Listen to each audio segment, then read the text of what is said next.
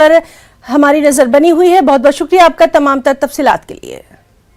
Congress leader Rahul Gandhi से national Herald मामले में मंगल को लगातार दूसरे दिन ईडी ने पूछताछ की। आज तीसरे दिन भी इन्फोर्समेंट डायरेक्टरेट राहुल गांधी पर सवालात की बौछार करने वाला है। राहुल गांधी से ईडी ने मंगल को तकरीबन 11 घंटे तक पूछताछ की थी। इस मामले में राहुल गांधी से 2 दिनों में तकरीबन 21 घंटे तक पूछताछ की गई है। कांग्रेस के गुज़िश्ता 2 दिनों के एहतजाज को देखते हुए आज भी दिल्ली पुलिस ने अकबर रोड पर बैरिकेडिंग कर दी है। दफा 144 नाफिज है। इसी बीच आज भी दिल्ली ट्रैफिक पुलिस ने लोगों को मोतीलाल नेहरू मार्ग, अकबर रोड, जनपथ और मानसिंह रोड से सफर करने से गुरेज करने का मशवरा दिया है।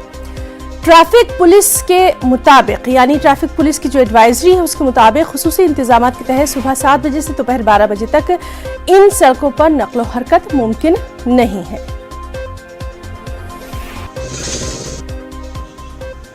आज मोदी सरकार ने आज सारी हदें पार कर डाली। जेबी माथुर जी हमारी सांसद हैं।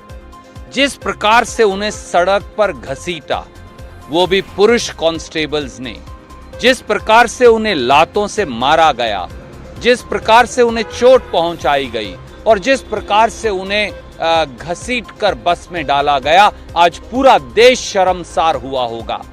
मोदी जी, क्या ये व्यवहार होगा अब इस देश की महिलाओं से? सीधे रुख करेंगे हमारे साथी शंकर आनंद का, जो कि दिल्ली से इस मामले पर लगातार हमें तफसीलात फराहम कर रहे हैं। शंकर, आज के दिन भी राहुल गांधी से पूछताछ होने वाली है, तफसीलात चाहेंगे।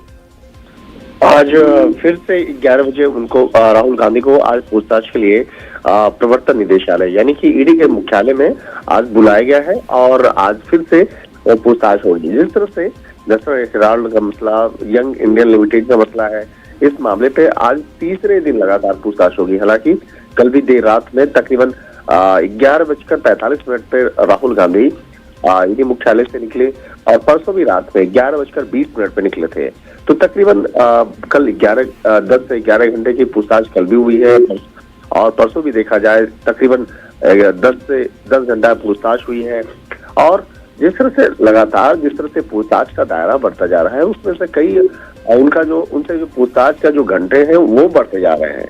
और जिस तरह से देखा जाए तो कांग्रेस के कई मुख्यमंत्री अभी भी राजधानी दिल्ली में डेरा डाले हुए हैं और कांग्रेस की जो मुहिम है और सत्याग्रह उसको आगे बढ़ाने में लगे हुए हैं। कल भी कांग्रेस के कई नेताओं को हिरासत में लिया गया। हिरासत में लेने के बाद उन्हें अलग अलग थानों में रखा गया और रात में जब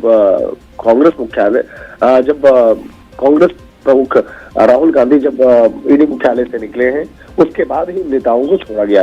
तो चाहे बात कर ले अधीर रंजन चौधरी की बात कर ले या केसी वेणुगोपाल की बात कर ले, गौरव गोगोई की बात कर ले, दीपेंद्र हुड्डा की बात कर ले, रंजीत रंजन की बात कर ले, इमरान प्रताप गढ़ी की बात कर ले, तो तमाम जो कांग्रेस के बड़े नेता हैं, ये नेता लगातार सत्याग्रह के माध्यम से इस मामले में बहरहाल राहुल गांधी से आज जो पूछताछ होने वाली है तीसरे दिन की, उसके मुतालिक भी लगातार अपडेट अपने नाज़रीन को आपके जरिए पहुंचाते रहेंगे। बहुत बहुत शुक्रिया तमाम तफसीलात के लिए। रुकना चाहेंगे।